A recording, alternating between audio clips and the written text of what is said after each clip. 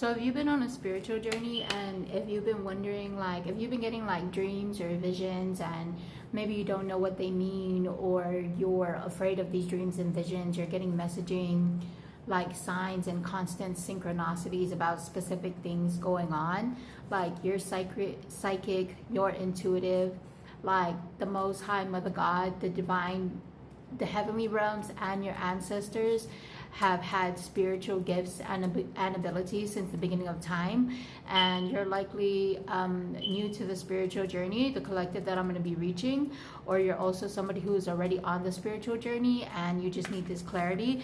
But your mother and your father tried to kill you in the spiritual realm for the money. Everything was for the money. I'm also hearing, like, this is a message for me, but I'm also hearing the Most High God saying it's time for us to put our stories in books. It's time for us to share our stories in podcasts. It's time for us to write poetry about it. It's time for us to write music about it. I have a podcast called the Social Progress Podcast. Everything is linked in my bio, but my main intention when I started the podcast was to educate social stigmas with lived experiences. So what that means is, all the taboo and unpopular topic, like for example, I experienced child molestation when I was 5 years old, and by 10 years old I slept with 8 family members, 7 of them being boys and 1 of them being girls. When I experienced this, it was normally the boys that were engaging, like starting this, like, hey, let's do this. My throat's cracking. So this is a confirmation that there's like major throat chakra activation that is happening right now. The throat chakra can represent speaking your story, sharing your voice, communicating your wants, knowing how to say no, knowing how to say yes, having confidence in knowing that no is a full sentence, etc. But yeah, I slept with 8 family members, 7 boys, 1 girl by the age of 10 years old. And when I went through child molestation all the way up until like my early 30s, I was holding this burden of who hurt me, because I wanted to protect my baby brother. I didn't want my baby brother to be angry at his dad or hate his dad or ruin their family relationship. Obviously every family has their issues, but I just felt this need to protect my baby brother and to not have to carry that on for him or put that on for him. But the Social Progress Podcast, I really appreciate taboo and unpopular topics. I feel mostly because, like, the Most High God, the heavenly realms, and like my grandmother, my ancestors, they like prayed for somebody like me. God has ordained somebody like me who, like, we go through these adverse experiences as such that I shared, and I am confident or comfortable. And it's not just me, because I had to learn confidence, right? There's just this supernatural energy of, like, you're ordained to talk about the hard topics. You are ordained to talk about the taboo, the unpopular. My family, when I started talking about my lived experiences, some of my families were coming at me like, how long? My mother was asking me, like, how long do you need to heal to talk about these things? And I constantly told my mother, like, I feel like I'm already healed. This is my job. Like, this is heaven's work.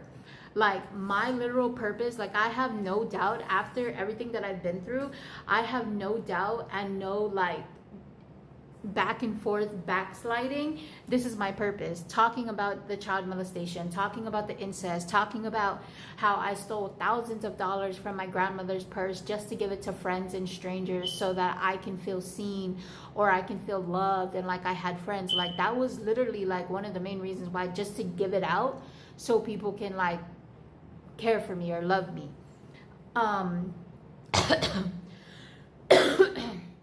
And see, like, how I'm coughing there, and like there was just like this, that's just like this generational cycle of like silence. Like, when I told my mom, like, this is for you, this is for other people, it's not just me, she just had this look on her face where it was just disgusted. But I know, I now understand, like, in a physical realm it could be like angry or like, who the F do you think you are? But in the spiritual realm, it's shame and it's guilt, but it's also pain from her silence. It's also pain from her doubt. So the reason why I'm sharing that is it's time for us to share our stories. It's time for us to like create the podcast, write the book, create the musical album. And you're probably somebody like me and you're working on it right now, because look how it says mom and dad tried to KILLU for the money, demon, etc. And then it has this schedule here, and it's like I'm learning to like break down my schedule to, first of all, my main thing is like a slowing down. I'm like Tasmanian devil, and I'm just like woo, woo, woo, woo. I'm so dedicated to my work and just like my purpose that I need to also remember that my health is important, my wellness is important, my rest is important. And we come from a society where it's like work hard, play hard to make a way. And the truth is, I'm learning that literally we can manifest our reality and create our reality by, yes, faith without works is dead. So yes, having that faith and that trust, but also showing up, but also like the level we're at right now, the collective that I'm reaching, the Most High God really wants us to prioritize our rest, wants us to prioritize having faith, blind faith, having trust and taking that leap of faith. But also like when we have the energy and when we have the like enthusiasm to boom, like get out there and do this. Like it's 9:17 and right now I should be winding down, going to bed, but I've been sleeping all day because I haven't been sleeping for the past few days and I'm just flowing. But yeah, the next message says you're welcome. So yeah, share your testimony, share your story. You're probably somebody where it's like you already have it written down and it's in the vault. So don't rush it. It's just this balance of like health and wellness, sleep, exercise, God, breath, positive affirmations, work, sleep, just keeping it simple, being like a new student, and just being restful. And it says you're welcome, and it says the fruits of the Holy Spirit. So I feel like this is a collective of just like angels that are hidden, like known but also not known. Like there's people, like if you feel like you're alone, or if you feel like you're taking this whole world on your own, there's people, the Most High Mother God and the underground, the lesser light, has, the Most High God has ordained for you. Grandmother has ordained for you, to be there for you, to pray for you, to honor you, to learn about you, to support you, to finance your journey, to pray for you, to uplift you, to send friends to help you. And even though you don't know it and you don't see it, and sometimes you don't even feel like it, I promise you they're there. Because the fact is, you're still alive and you're still breathing. Like, I'm a living miracle. So the collective that I'm reaching, we are living miracles.